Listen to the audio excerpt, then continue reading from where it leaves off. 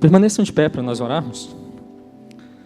Abaixe sua cabeça, feche seus olhos e vamos falar com o Senhor agora, mais uma vez. Senhor, obrigado por essa manhã, obrigado, Senhor, por este ano que se iniciou essa semana, Pai, agora que acabou de passar. Nós te agradecemos, ó Deus, por tudo. Te agradecemos pelo ano que se passou, Pai, que por mais difícil que tenha sido, nós te damos graças porque o Senhor esteve conosco durante todo o ano de 2020. E esse é o nosso maior motivo de gratidão ao Senhor, de alegria. O Senhor esteve conosco e nós sabemos que o Senhor estará conosco durante todo esse ano que se inicia agora, Pai. Nós pedimos a Ti, Deus, que o Senhor nos conduza, que o Senhor nos dirija, que o Senhor nos abençoe durante essa manhã, para que nós possamos, ó Deus, estudar a Tua Palavra e aprender mais a respeito de Ti, para que através disso nós possamos Te servir melhor. Que esse ano, Pai, seja um ano onde nós tenhamos como principal razão, propósito, desejo no nosso coração, de servir melhor, ser fiel à Tua Palavra e jamais negar o Teu nome. É a oração que eu te faço em nome de Jesus, Senhor. Amém. Pode sentar. Nós estamos estudando as cartas que nós encontramos aqui em Apocalipse, no capítulo 2 e no capítulo 3 de Apocalipse. E nós já estudamos quase todas elas, faltando apenas agora duas, que uma eu vou ministrar hoje e a outra será ministrada pelo pastor Magalhães, que vai estar ministrando aqui para nós semana que vem, que é a carta à igreja de Laodiceia. Hoje eu estarei falando com vocês aqui a respeito da igreja de Filadélfia. Abre, por favor, em Apocalipse, capítulo 3, nós vamos ler do versículo 7 até o versículo 13. Apocalipse, capítulo 3, do versículo 7 até o versículo 13. E então nós vamos estudar um pouco mais e procurar aprender um pouco mais a respeito dessa igreja e ver o que Jesus falou para essa igreja e o que nós podemos aprender com essa igreja para colocarmos em prática nas nossas vidas. O texto diz assim, Apocalipse 3, versos 7 ao 13.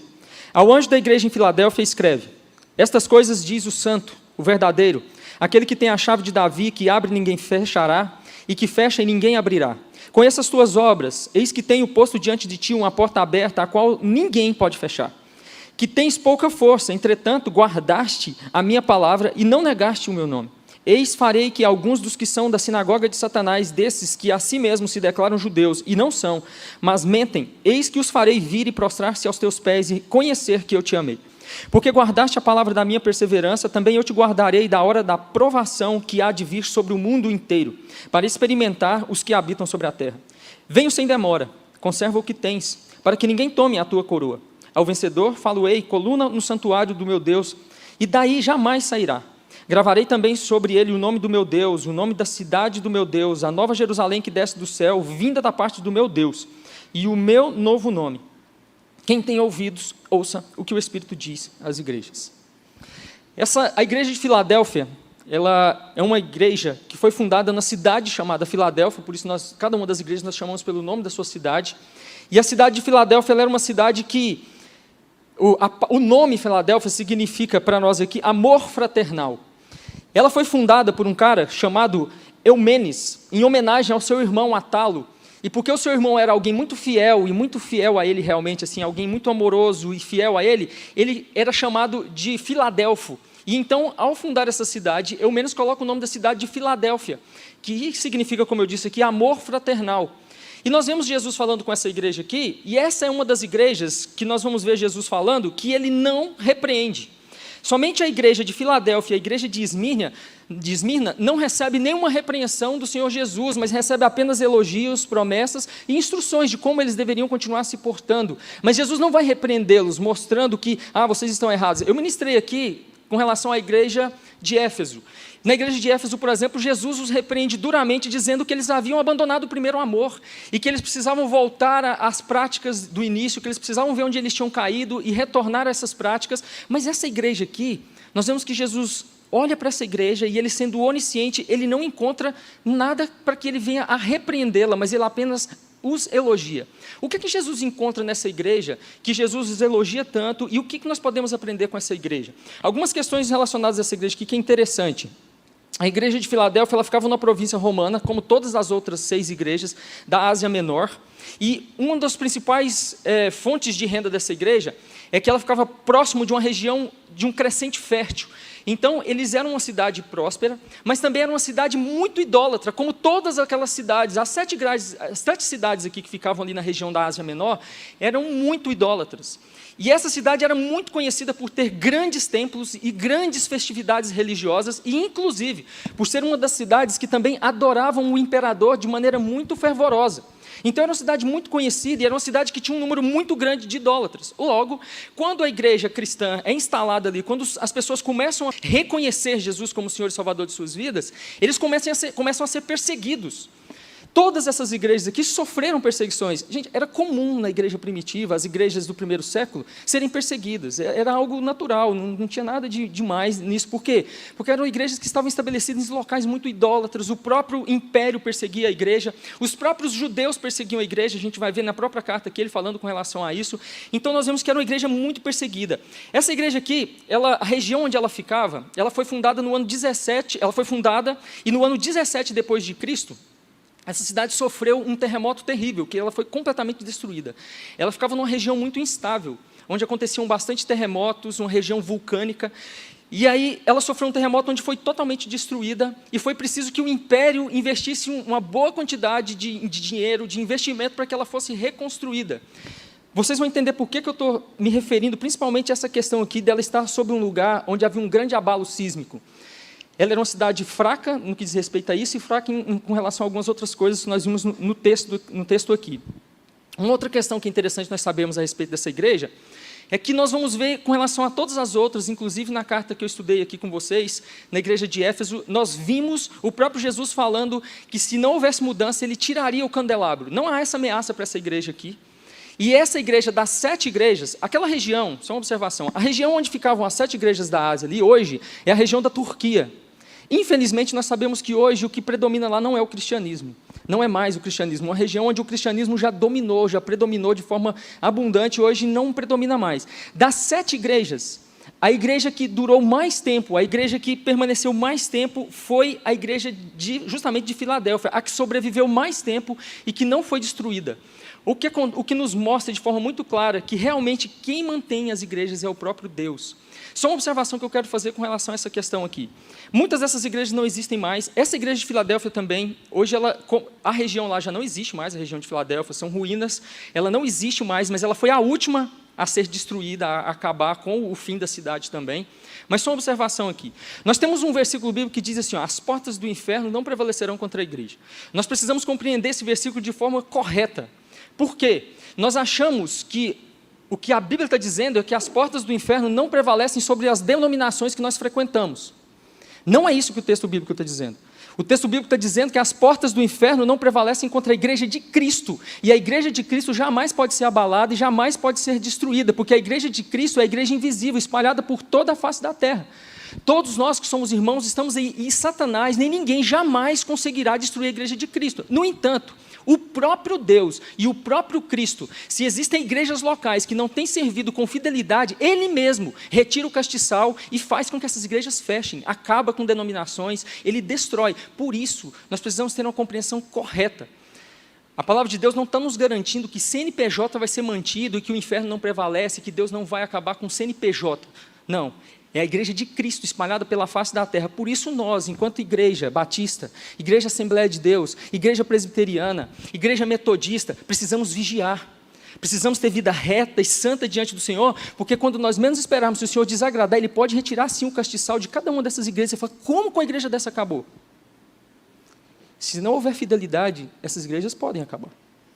E é disso que Jesus está falando. Ele está falando com igrejas locais, em cada lugar, e ele faz essas ameaças para algumas. Essa igreja aqui, por exemplo, ela era uma igreja fiel, e como eu disse, ela recebeu vários elogios.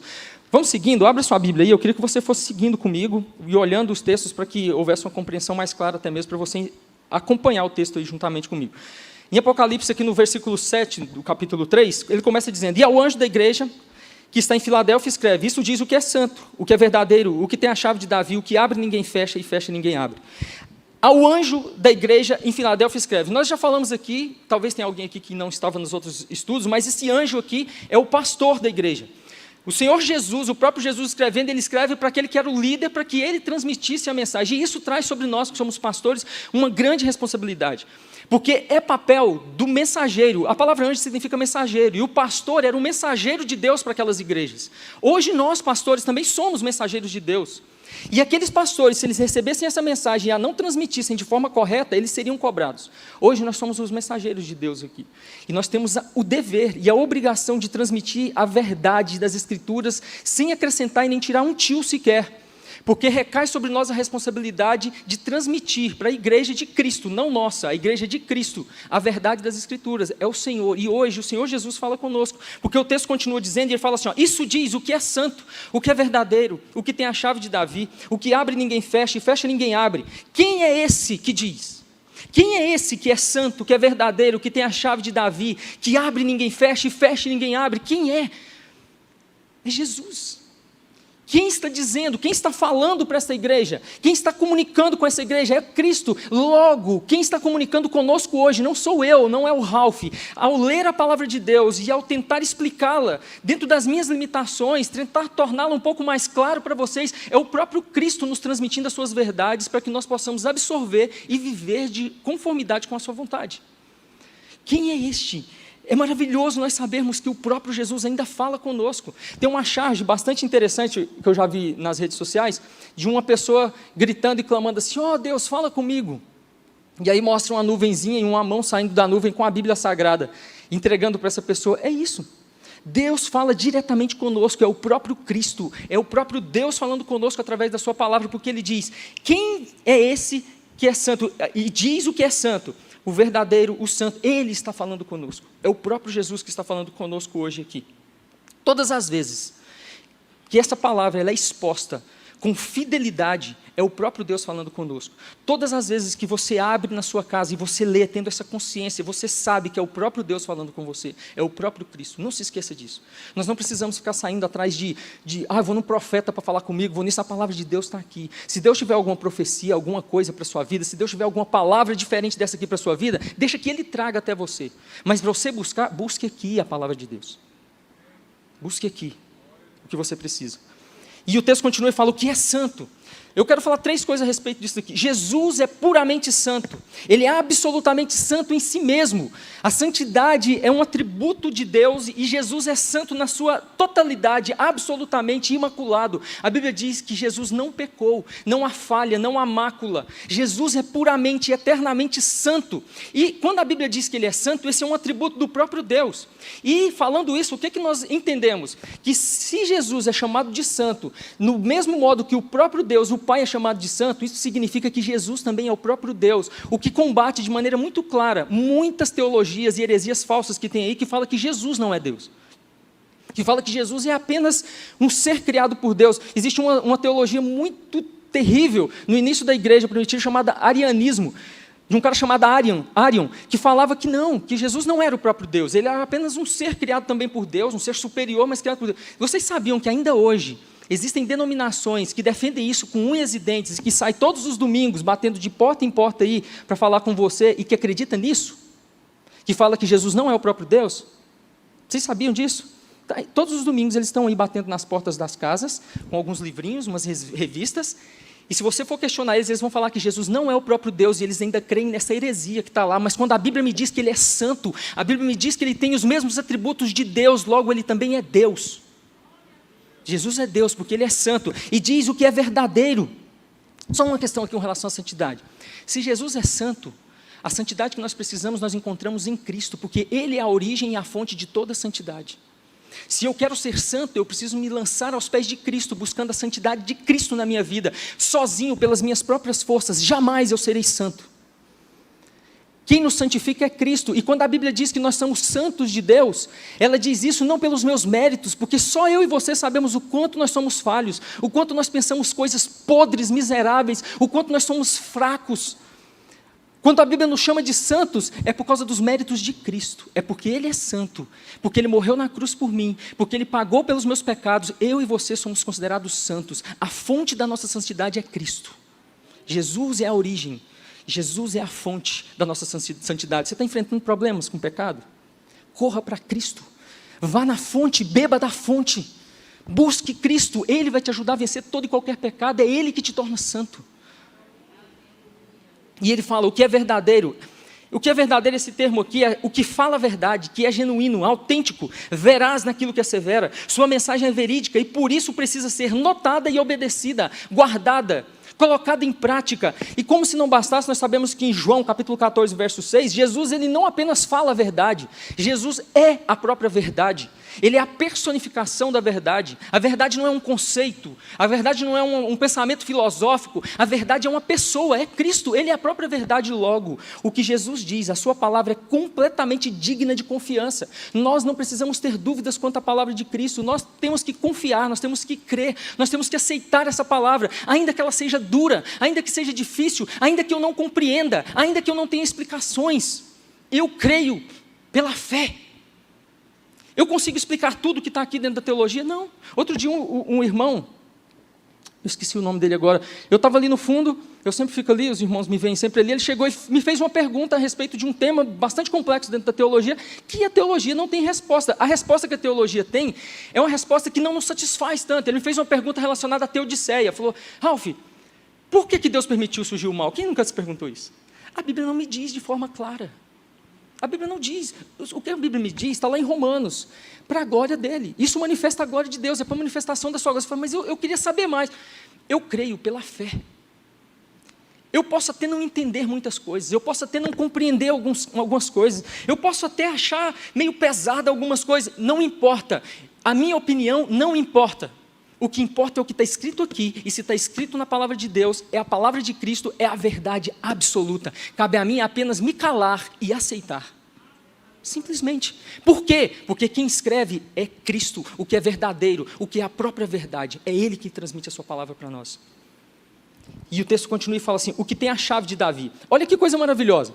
Não precisa abrir aí para a gente ganhar tempo, mas lá em Isaías, capítulo 22, verso 22, tem um texto que fala de forma fantástica, uma coisa muito interessante.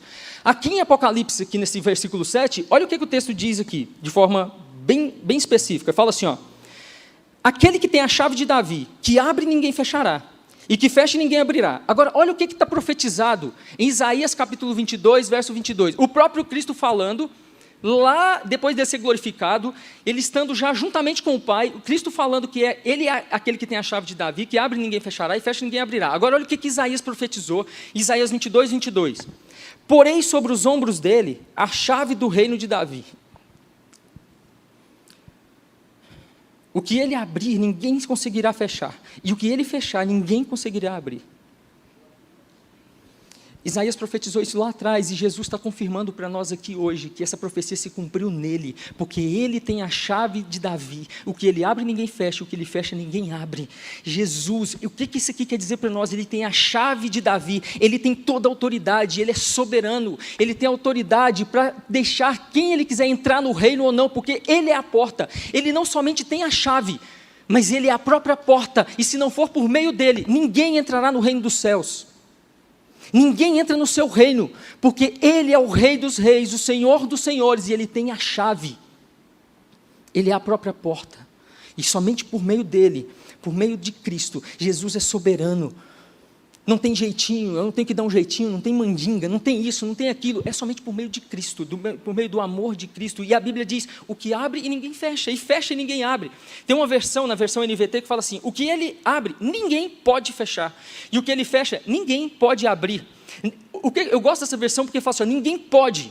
Ou seja, ninguém tem poder, ninguém tem autoridade, ninguém pode se opor ao que Cristo faz. Quando Cristo abre as portas do Evangelho, quando Cristo abre as portas para que nós recebamos a palavra, para que nós possamos ir e pregar o Evangelho, nada, nem ninguém pode fechar essas portas. Em Mateus capítulo 28, verso 18, Jesus disse assim, ó, então Jesus aproximou-se deles e disse, foi-me dada toda a autoridade no céu e na terra. Cristo tem toda a autoridade, não existe ninguém que tenha mais autoridade que Cristo, nem Satanás tem autoridade sobre Cristo e jamais teve e jamais terá. Satanás é um servo de Cristo, Satanás está debaixo da autoridade de Cristo, ele só faz o que Cristo permite, ele só vai até onde Cristo permite, ele só pode fazer alguma coisa se Jesus permitir. Um dia ele vai reconhecer isso diante de todos.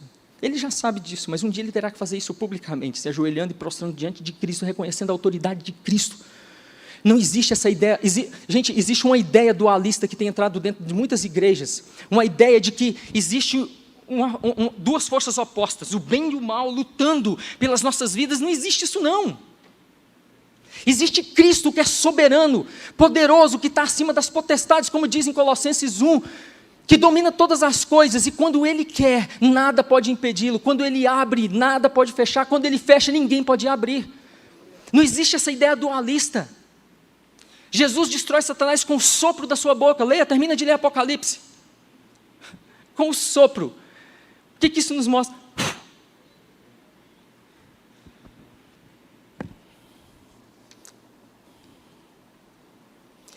Quando ele fala essa questão de porta abrir e fechar aqui, ele está falando da pregação do Evangelho. Talvez uma pessoa que tivesse, eu vou até falar um pouco mais para frente sobre isso, uma ideia muito triunfalista, eu podia pegar esse texto isolado e falar assim, por que a porta que Deus vai te abrir disso, e de emprego e tal? Não é sobre isso que o texto está dizendo.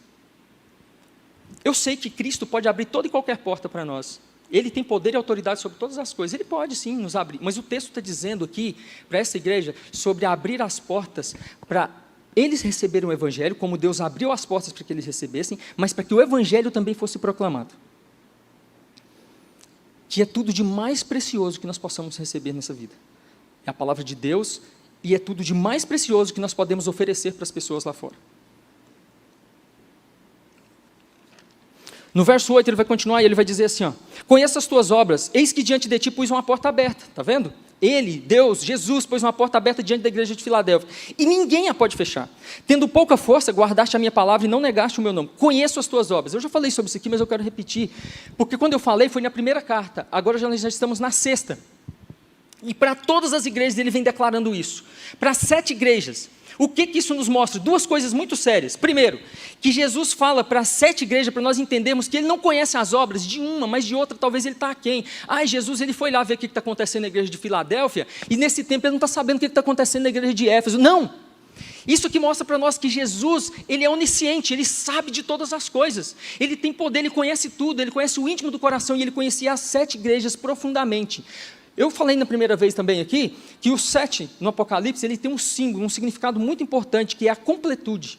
Apocalipse é cheio de simbologias, de números, e uma das simbologias de Apocalipse é o 7, que aparece muitas vezes em Apocalipse, simbolizando a completude. Por que Jesus escreveu para 7 igrejas? Porque ele estava nos dizendo, através disso, que ele está falando a completude das igrejas, ele está escrevendo para todas as igrejas, em todos os tempos, em todas as épocas, e quando ele diz para 7 igrejas, declarando, eu conheço as suas obras, eu tenho tudo o que você faz, ele está dizendo para a Igreja Batista Renascer hoje, eu conheço as suas obras, eu sei tudo o que vocês fazem. Não pensemos que isso aqui foi só para aquelas igrejas. Jesus ainda hoje caminha entre nós, e Ele conhece o íntimo dos nossos corações, Ele conhece a nossa igreja, Ele conhece as nossas reuniões, Ele conhece tudo que nós fazemos. Ele sabe dos nossos cultos, Ele sabe das nossas intenções, Ele sabe por que nós viemos aqui, Ele sabe ainda hoje. Se Ele pudesse nos escrever uma carta hoje, Ele diria a mesma coisa, carta à Igreja Batista Renascer, eis que conheço as suas obras. Ele conhece. E você, enquanto templo do Espírito Santo, Ele também conhece as suas obras. Seus pensamentos, seus atos, suas atitudes, suas intenções, as minhas intenções. E outra coisa que ele fala é, sei de tudo que você faz. Na versão NVT fala desse modo. Jesus conhece detalhadamente as nossas vidas, porque Ele sabe tudo que nós fazemos. Tudo, absolutamente tudo. Eu gosto dessa versão aqui. E ele continua, eis que diante de ti pus uma porta aberta, e ninguém,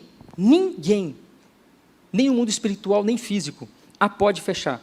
Porta aberta aqui, era para quê? Era para aquela igreja ficar rica? Era porta aberta para eles terem influência? Era porta aberta para eles expandirem de forma a serem famosos? Não, não é isso. Essa porta aberta aqui, era porta aberta para eles receberem, como eu disse, para pregarem o Evangelho. Sempre que esse termo, que na Bíblia, no Novo Testamento é utilizado, abrir uma porta, era referente a abrir porta para pregar o Evangelho. Olha para vocês verem o que diz em Atos 14, verso 27. E quando chegaram à reunião e reuniram a igreja, relataram quão grandes coisas Deus fizera por eles e como abrir aos gentios a porta da fé. Olha aqui, Deus abrindo aos gentios a porta da fé. Deus abriu a porta para que eles recebessem o Evangelho e crescem. Agora olha aqui o que diz em 1 Coríntios 16, 8, 9. Ficarei, porém, em Éfeso até o Pentecostes, porque uma porta grande e eficaz se me abriu, e há muitos adversários. O apóstolo Paulo dizendo que ficaria lá, porque abriu uma porta para ele pregar o evangelho naquela cidade. Olha o que vai nos dizer Colossenses 3:4. Orando também juntamente por nós, para que Deus nos abra a porta da palavra, a fim de falarmos do mistério de Cristo, pelo qual estou também preso, para que o manifeste como me convém falar. Mais uma vez, e aqui em Colossenses falando, para que Deus nos abra a porta da palavra, para pregarmos a palavra de Deus. 2 Coríntios 2:12. Ora, quando cheguei a Trode para pregar o evangelho de Cristo, e abrindo-se-me uma porta no Senhor, assim o anunciei. Sempre que a Bíblia vai nos falar sobre uma porta sendo aberta, é uma porta da fé para que nós possamos crer, e a porta para que nós possamos pregar o evangelho. O Senhor está dizendo para eles aqui que foi aberta uma porta diante deles que ninguém podia fechar. Não era a porta para eles se tornarem ricos, poderosos, influentes. Era a porta primeiro para eles terem a fé salvífica, receberem a salvação, e a porta para que eles pregassem. Essa porta ainda está aberta hoje para nós. Essa porta está escancarada diante de mim e de você. Será que nós temos aproveitado essa porta aberta? Ou será que nós temos ignorado que essa porta nos está aberta e hoje? Nós temos pregado o evangelho?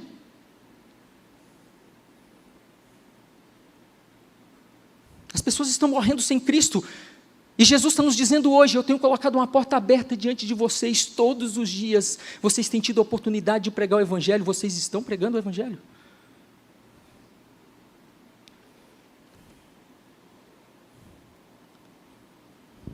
E ele fala, e ninguém a pode fechar. Isso aqui ninguém pode fechar essa porta. É por isso que as portas do inferno não prevalecem contra a igreja de Cristo, que eu expliquei no início. Ninguém. O Império Romano se levantou. Quanto mais a igreja foi perseguida, quanto mais tentaram fechar as portas do evangelho, mais a igreja expandiu, mais a igreja cresceu. O Império Romano, vários impérios, a igreja está sendo perseguida hoje. Os países onde existe o maior número de perseguição são os países onde mais existem conversões. Por quê? Porque ninguém pode fechar essa porta. Olha para vocês verem que interessante. Abre lá em... Eu não vou ler porque não vai dar tempo, mas eu vou só citar. Em Atos, capítulo 16, do verso 22 ao 30, nós temos o relato de Paulo e Silas pregando o evangelho, e então eles oram por aquela menina que estava ali, adivinhadora, então ela é curada, e as pessoas pegam eles e os prendem. Colocam eles no cárcere inferior, no lugar mais seguro, colocam um guarda, prende eles com correntes, tranca as portas e fala, acabou, o evangelho não vai ser mais pregado nessa cidade. E o que a Bíblia nos diz? A Bíblia diz que enquanto eles oravam e cantavam, houve um terremoto, e soltou-lhes as correntes, abriu as portas ao ponto daquelas pessoas ficarem desesperadas, e aqueles que estavam querendo impedir, o guarda que estava lá, converteu. E eles saíram e continuaram pregando o evangelho. Por que isso acontece? Ninguém pode fechar as portas que o Senhor abre. E o Senhor tinha abrido uma porta para eles naquela cidade, para que Paulo e Silas pregassem o evangelho. Trancaram eles, prenderam com correntes, mas o próprio Deus fez com que houvesse um terremoto, soltou as correntes, abriu as portas. Meus irmãos, eu tinha 16 anos quando eu me converti. E eu propus no meu coração que eu ia pregar o evangelho, e eu comecei a ir no presídio da minha cidade pregar o evangelho, mas eu não podia entrar porque eu era menor de idade. E eu me lembro de orar e pedir, Deus, me abrisse uma porta.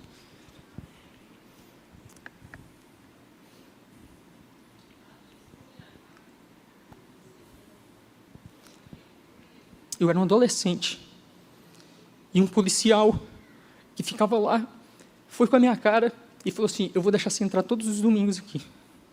E todo domingo eu entrava para pregar o evangelho dentro do presídio. Aqui, quando eu chegava, os presos falavam assim, os encarcerados, as famílias deles lá, o pastorzinho chegou, ele vai falar. Eles me davam 10 minutos toda vez.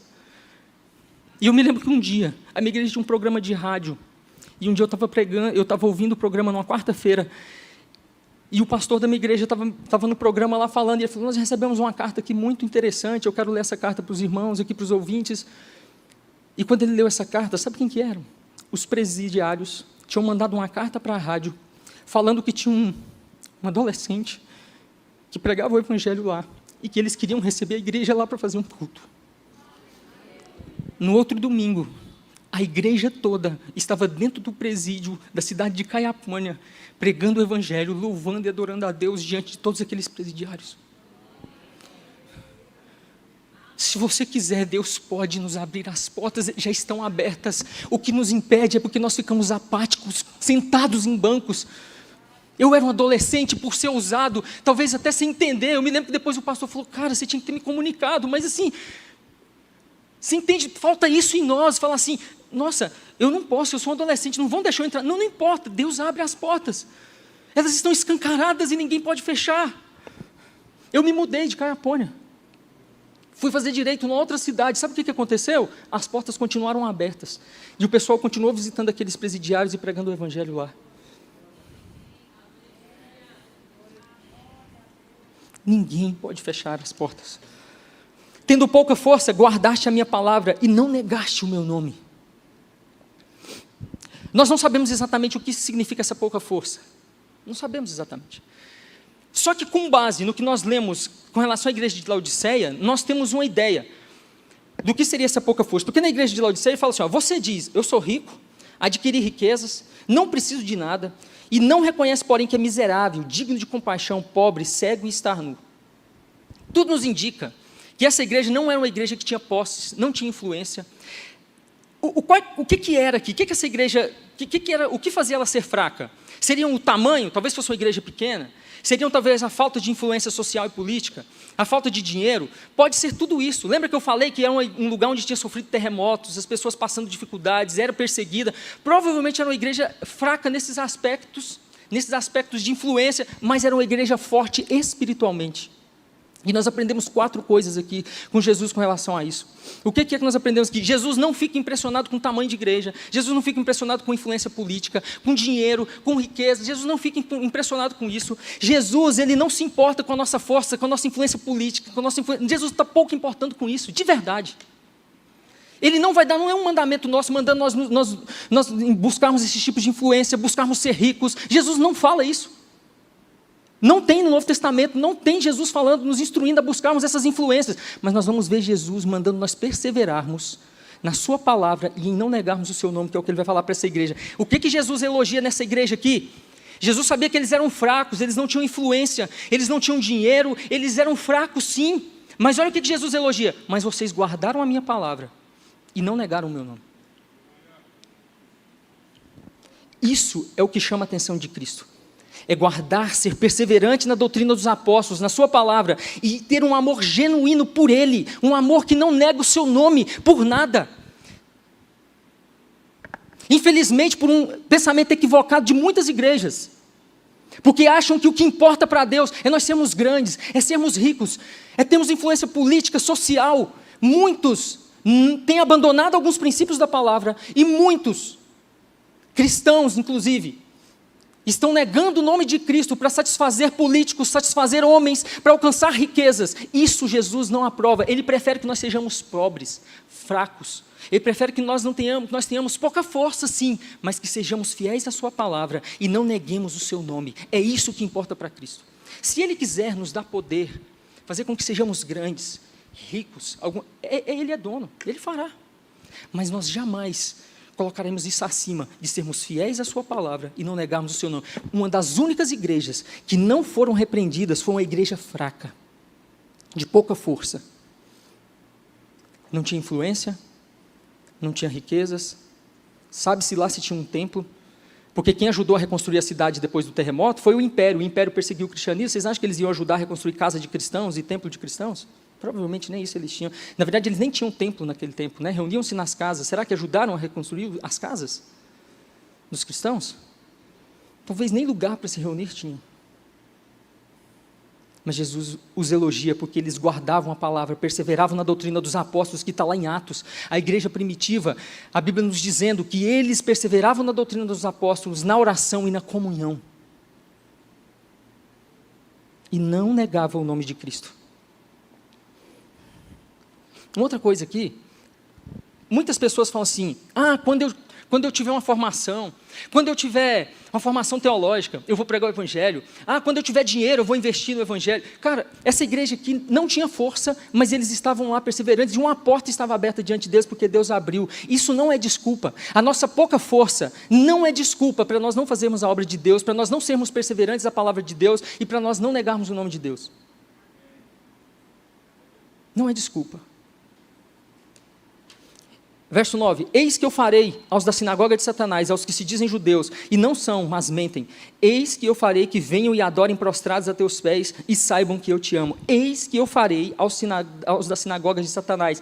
Quem que são esses daqui, aos da sinagoga de Satanás?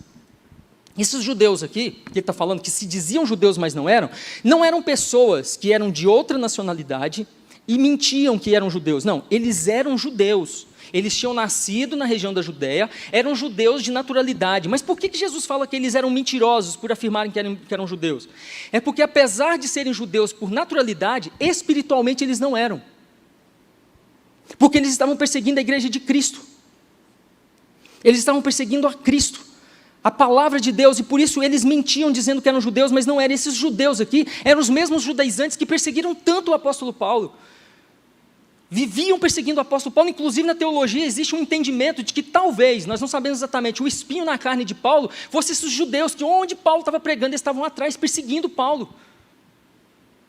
Eram esse tipo de judeu, e ele fala, aos da sinagoga de Satanás. Esses falsos judeus, esses judeus que perseguiam, eles perseguiam em nome de Deus, mas estavam servindo quem? Satanás. A palavra sinagoga aqui, sinagoga de Satanás, sinagoga era onde? O que era? Sinagoga era o lugar onde o povo judeu se reunia para ouvir a leitura da lei e para cultuar a Deus, para estar ali na presença de Deus. Quando Jesus fala que eles não eram da sinagoga de Deus, mas eles eram da sinagoga de Satanás, olha o que a Bíblia está nos dizendo, que ao perseguir o evangelho, ainda que inconscientemente, eles estavam adorando a Satanás. E todo aquele que persegue a Cristo e persegue o evangelho, ainda que seja no nome de Deus, o faz de forma a servir a Satanás e não a Deus. Por isso eles faziam parte da sinagoga de Satanás. E aí diz ainda, e não são, mas mentem. Estavam cegos espiritualmente, diziam-se judeus, mas não eram, estavam enganados. Eles eram judeus de fato, de nascimento, mas não eram espiritualmente. Por quê? Porque o povo judeu hoje, entendo, eu preciso explicar isso aqui com calma para não haver uma compreensão errada. O Israel de Deus é a igreja. Nós somos o Israel de Deus hoje. No Antigo Testamento, quem era povo de Deus? Israel, o povo judeu era o povo de Deus. No Novo Testamento, a partir da morte de Cristo, quem é o povo de Deus? Todos os que estão em Cristo. E a Bíblia nos diz que nós somos enxertados na videira que é Cristo. E aí então nós passamos a fazer parte de um povo que é o povo de Deus. Olha o que nos diz, 1 Pedro 2, verso 9 e 10. Vós, porém, sois raça eleita, sacerdócio real, nação santa, povo de propriedade exclusiva de Deus, a fim de proclamar as virtudes daquele que vos chamou das trevas para a sua maravilhosa luz. Vós sim, que antes não eras povo, mas agora sois povo de Deus. Quem é o Israel de Deus? Somos nós, a igreja, quem crê em Cristo. Aqueles judeus eram judeus de fato, de nascimento, mas não eram judeus espiritualmente, não faziam parte do Israel de Deus, porque eles não estavam em Cristo. Hoje faz parte do Israel de Deus quem está em Cristo. Eu e você hoje fazemos parte do Israel de Deus. Olha o que nos diz Gálatas 6, 15 e 16. Nem a circuncisão é coisa alguma, nem a incircuncisão, mas o ser nova criatura. E a todos quantos andarem de conformidade, obedecerem com esta regra, a palavra de Deus, paz e misericórdia sejam sobre eles e sobre o Israel de Deus, que somos nós. Gálatas 3, 28 e 29. Não pode haver judeu, nem grego, nem escravo, nem liberto, nem homem, nem mulher, porque todos vós sois um em Cristo Jesus. E se sois de Cristo, também sois descendentes de Abraão e herdeiros segundo a promessa. Nós somos o Israel de Deus. Aqueles judeus de nascimento eram mentirosos, não porque eles não fossem de naturalidade judia, mas é porque eles não estavam em Cristo. E porque não estavam em Cristo, eles não faziam parte do Israel de Deus. Nós fazemos parte do Israel de Deus porque estamos em Cristo. É isso que a palavra de Deus nos ensina. Infelizmente hoje existe algo acontecendo muito parecido, e acontece muito parecido com o que aconteceu com aqueles judeus. Muitos hoje se dizem cristãos, mas sem saber estão mentindo. Porque o texto que eu li aqui agora há pouco, que foi o texto de Gálatas 6,15 aqui, fala que é aqueles que andarem em conformidade com a palavra.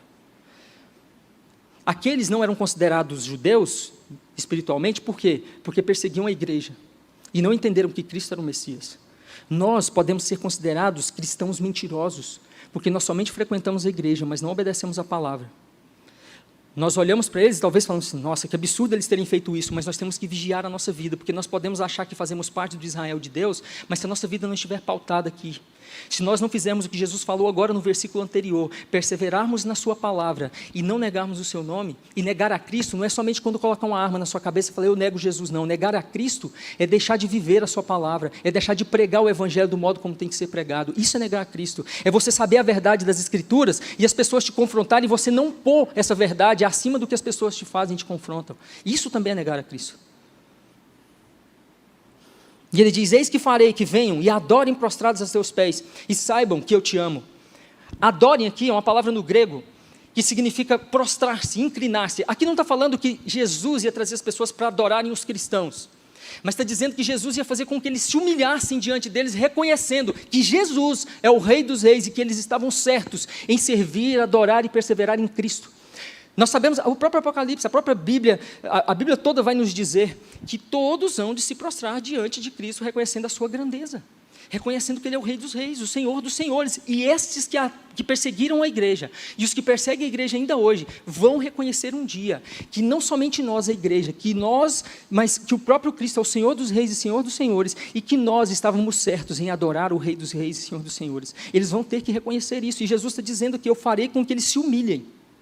Porque a ideia que o texto nos dá aqui é fazer com que eles se humilhem, reconhecendo que eles erraram ao nos perseguir, mas já não vai haver mais oportunidade para isso nesse dia.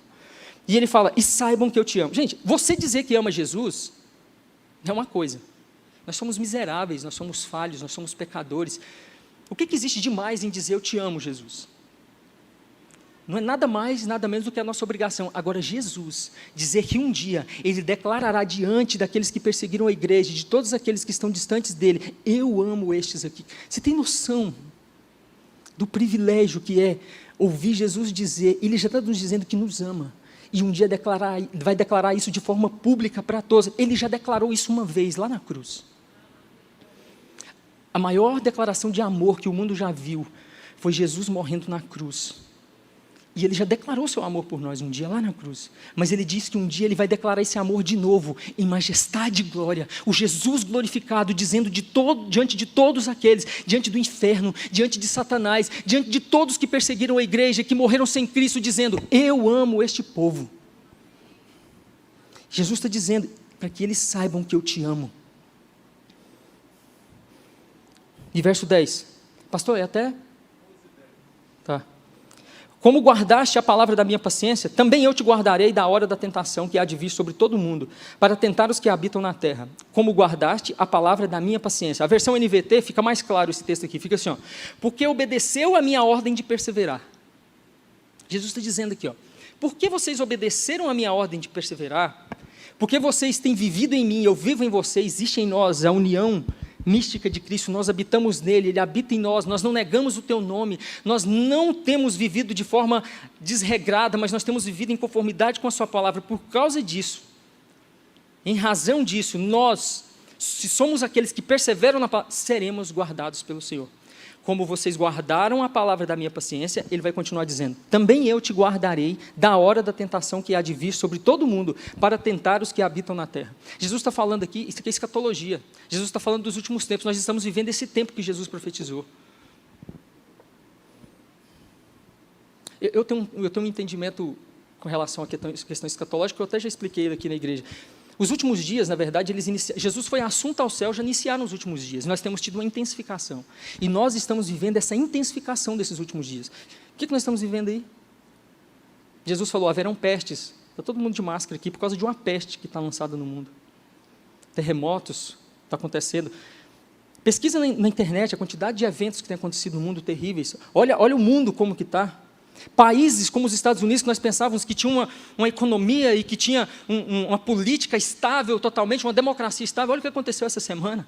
Olha tudo que está acontecendo. A gente pensava: não, a gente vê isso acontecendo lá nos países árabes, a gente vê aqui no Uruguai, a gente vê aqui em vários países aí que são estáveis. Olha para vocês verem. A que ponto nós estamos chegando? Nós estamos vivendo esses últimos dias, e Jesus está falando assim, ó: eu te guardarei da hora da tentação que há de vir sobre todo mundo, para tentar os que habitam na terra. E aqui eu quero falar um aspecto interessante aqui. E eu quero falar isso respeitando todos os posicionamentos. Existe um posicionamento teológico que é o posicionamento pré-tribulacionista, e existe um posicionamento meso e pós-tribulacionista, que é aqueles que creem que a igreja vai ser arrebatada antes da tribulação. Alguns creem que a igreja vai ser arrebatada no meio da grande tribulação, e outros creem que ela vai ser após a grande tribulação. Eu tenho muita convicção, e eu respeito todo mundo que tem uma posição diferente da minha, porque isso não é um ponto fundamental para a salvação. Se você fala: eu creio no pré ou eu creio no pós. Se você crê no pré, se você crê no pré-tribulacionista, você não é salvo. Não, de forma alguma. Isso são pontos teológicos. Eu, particularmente, creio no pós-tribulacionismo. Eu creio que a igreja passa pela grande tribulação por causa de vários textos bíblicos. E quando o texto aqui diz também eu te guardarei, a Bíblia não pode ser interpretada isoladamente. A Bíblia interpreta a Bíblia. Quando nós lemos, por exemplo, Mateus 24, 21 ao 22, Jesus fala assim, por quanto haverá nessa época grande tribulação, como jamais aconteceu desde o início do mundo até agora, nem nunca mais haverá. E se aqueles dias não tivessem sido abreviados, nenhuma carne seria salva. Mas, por causa dos eleitos, por causa dos santos, por causa dos salvos, por causa da igreja, aquele tempo será encurtado. Ou seja, ele vai encurtar o tempo e vai voltar, porque a igreja vai estar passando por esse tempo, e porque ele ama a igreja, ele vai encurtar, porque senão nem a igreja vai suportar de tão terrível que será. É o que o texto está nos dizendo aqui. E tem outros textos, nós temos Apocalipse 13, de 7 a 9, que vai falar que o apóstolo João, vendo a consumação de todas as coisas, ele viu os santos que estavam diante do trono de Deus, clamando, pedindo justiça, e aqueles santos eram os que vieram e foram martirizados na grande tribulação. Quem que são os santos que João viu martirizar? São os cristãos, os servos do Senhor, os salvos que passaram pela grande tribulação e morreram. Quando a Bíblia diz para nós que Ele nos salvará da hora, Ele nos salva da hora e na hora. Enquanto estivermos passando, Ele nos guarda. Nós estamos passando por uma grande tribulação. Quem aqui tem sido guardado pelo próprio Jesus? Na hora da tribulação, nós estamos sendo guardados. Mas Ele também nos guarda da tribulação. Quando? Quando Ele vier e nos buscar, porque Ele vai abreviar o tempo para nos guardar e nos buscar quando Ele vier. Mas também, se o Senhor Jesus nos permitir morrer, sabia que Ele está nos guardando da tribulação? Porque eu posso estar sofrendo aqui. Quando eu morro, sabe o que é a morte para o cristão? A morte é Vamos fazer uma ilustração aqui. A morte é um elevador. Sabe, você está caminhando, sofrendo, luta, aí você vê um elevador, você entra, aperta no último andar e sobe. Acabou o sofrimento, você foi livre do sofrimento. A morte é simplesmente a passagem para ir morar na eternidade com Cristo e ser livre de tudo isso daqui. A Bíblia diz que a morte do justo, a morte dos seus, agrada ao Senhor. Lá em Salmo 116, verso 15, fala que alegra o coração do Senhor a morte do justo. Por quê? Porque Ele está dando livramento para este e levando para morar com Ele na eternidade. O apóstolo Paulo, em Filipenses capítulo 1, versículo 21, fala, para mim o viver é Cristo, morrer é lucro. Jesus nos guarda na tribulação, e Ele nos guarda, e nós estamos vivendo isso agora, somos provas disso. Se você está vivo, nós passamos um ano inteiro debaixo de uma opressão, debaixo de uma pandemia que matou muita gente, mas nós estamos aqui guardados mas aqueles cristãos que morreram por causa da pandemia, foram guardados da tribulação. Nós estamos guardados aqueles que morreram, e nós temos irmãos aqui que morreram. Eu conheço um irmão que ministrava lindamente, o Ricardo. Ele morreu. Jesus não cumpriu a promessa dele na vida do Ricardo. Ele morreu com Covid. Não, Jesus cumpriu. Nós estamos sendo guardados na tribulação. Ele foi guardado? Porque ao morrer, eu creio que ele estava em Cristo e ele foi para junto de Cristo. Então, de um modo ou de outro, nós podemos descansar no Senhor. Você tem medo da grande tribulação? Você tem medo da marca da besta? Você tem medo disso, daquilo? Não tenha medo. Persevere nos ensinos de Cristo e fique em paz, porque Ele nos guardará no dia da tribulação e do dia da tribulação. A minha preocupação, eu falei em uma outra pregação aqui outro dia, eu não tenho que ficar preocupado em calcular a marca da besta, não sei o quê, e quando eu preguei sobre sabedoria, não tenho. Eu preciso estar vivendo em santidade diante de Cristo, e eu preciso estar em Cristo, e eu não preciso me preocupar, porque é Ele quem vai me guardar, é Ele quem vai me dar sabedoria para entender o que é da vontade dEle e o que não é Ele. A minha preocupação é essa, viver em conformidade com a sua palavra, e não negar o seu nome. Verso 11, eis que venho sem demora, guarda o que tens, para que ninguém tome a tua coroa, eis que venho sem demora. Jesus fez uma promessa, você pode dizer assim, mas você não acha que está demorando? 3 pontos aqui para nós entendermos essa questão aqui. Nós estamos vivendo o tempo do fim, e eu quero deixar bem claro, eu creio com todas as minhas forças, diante de tudo que tem acontecido na geopolítica, e antes disso tudo acontecer, eu preguei aqui nessa igreja, há uns 2 anos atrás, falando que eu cria nisso, mostrando uns slides, falando que nós estávamos próximos da volta de Cristo, e cada vez mais nós estamos mais próximos. Eu creio que nós temos grandes chances de ver isso aqui se cumprir diante dos nossos olhos. Eu creio. Mas por que ele ainda não voltou? Já se passaram mais de 2000 anos. Por que ele não voltou? Ou pelo menos quase, porque isso aqui foi escrito no ano 95, quase 2000 anos se passaram. Primeira coisa, Jesus não está demorando, Ele está sendo misericordioso. Eu já falei isso daqui. Quem nos diz isso? 1 Pedro vai nos falar isso. 2 Pedro capítulo 3, no verso 9, ele diz, o Senhor não se atrasa em cumprir a sua promessa. Jesus não nos deixa sem resposta assim, gente. Olha que coisa maravilhosa. Pelo contrário, Ele é extremamente misericordioso para conosco e não quer que ninguém pereça, mas que todos cheguem ao arrependimento. Não fique reclamando, mas Jesus já tinha que ter voltado. Aproveita a oportunidade que Ele está te dando de acertar sua vida, porque Ele vem sem demora. Cada dia que você acorda e o Senhor Jesus não voltou, é um dia que as misericórdias do Senhor se renovou na sua vida, e é uma oportunidade que Ele te dá para se arrepender dos seus pecados e se voltar genuinamente para Ele, e não negar o seu nome, pregar o Evangelho, alcançar outras vidas.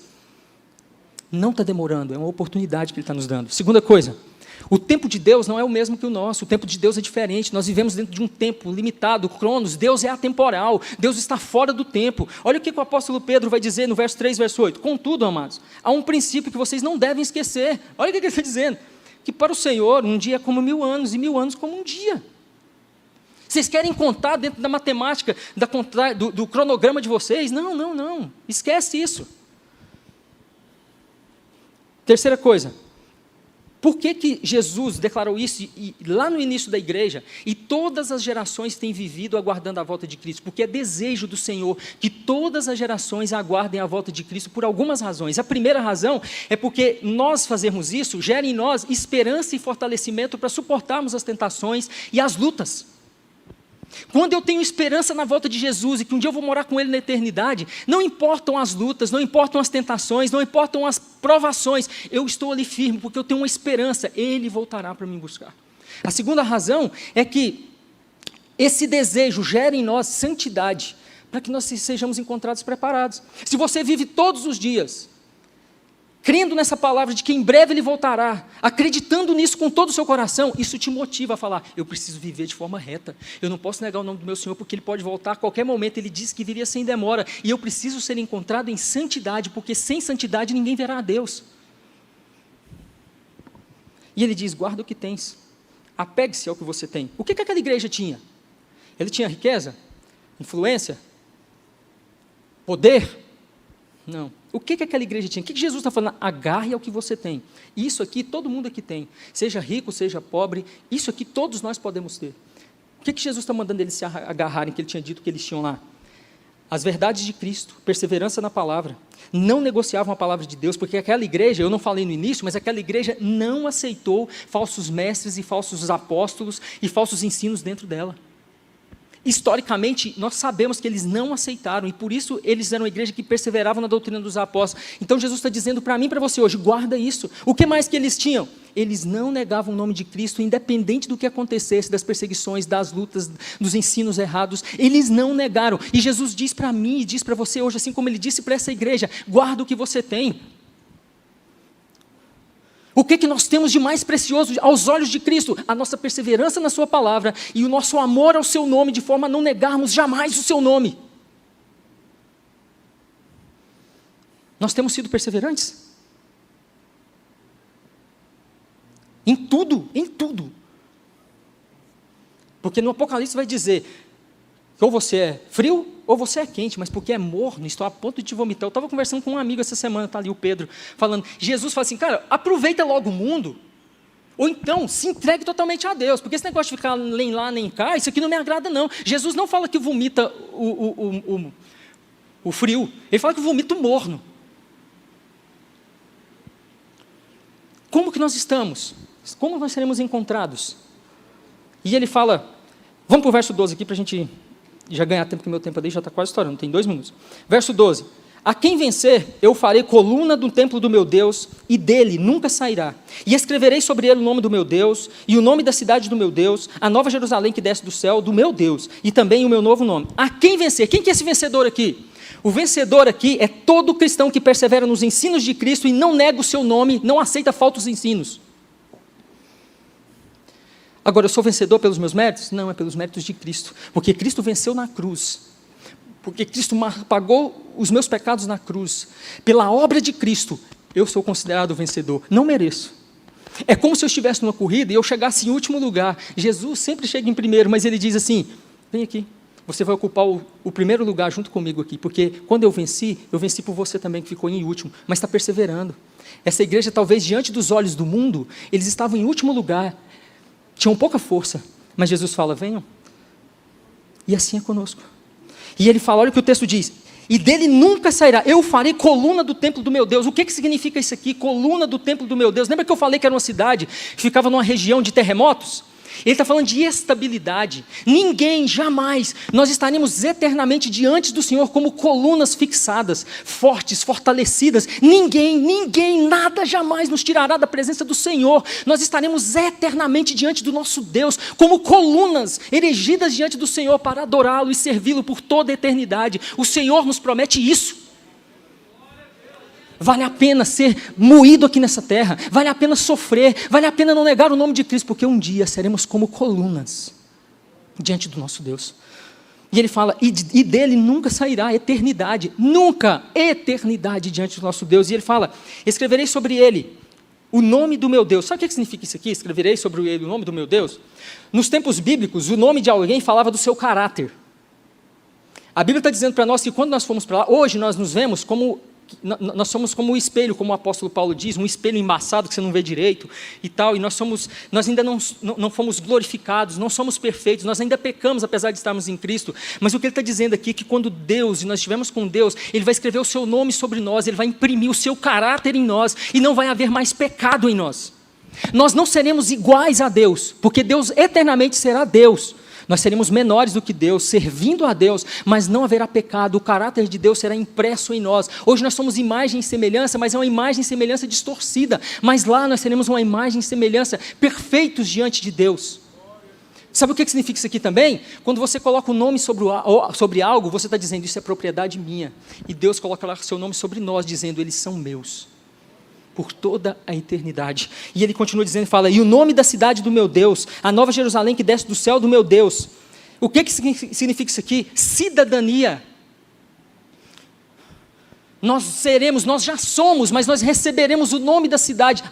A Bíblia vai dizer que João diz em Apocalipse que viu a nova Jerusalém descer do céu, como noiva ataviada, e a Bíblia diz que o nome dessa cidade estará em nós. A cidadania do céu será nossa por toda a eternidade. Nós seremos cidadãos do céu.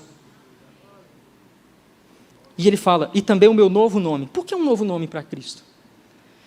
No momento em que nós virmos Cristo, qualquer nome que nós dermos a Ele será insuficiente para descrever sua glória e majestade diante do que nós veremos. Por isso, Ele mesmo nos dará um novo nome para o qual o conheceremos, e esse nome sim será suficiente para descrever sua glória e a sua majestade. Não importa o que nós falemos, não importa os atributos que nós conheçamos, não importa as palavras de elogios que nós tenhamos, não importa como, nós não temos palavras suficientes para descrever o nosso Jesus glorificado, o quanto Ele é bom, maravilhoso, grandioso, majestoso, e por isso Ele nos dará um nome pelo qual nós o chamaremos, e esse nome então será suficiente para descrever a tua grandeza, a sua majestade e a sua glória. E verso 13 diz, quem tem ouvidos, ouça o que o Espírito diz às igrejas. Quem aqui tem ouvidos? Ele está dizendo isso para as igrejas da Ásia Menor, as 7, mas está dizendo isso hoje para a Igreja Batista Renascer. Para você, enquanto templo do Espírito Santo. Você tem ouvido? Ouça. Esse ouça aqui coloque em prática. Você aprendeu?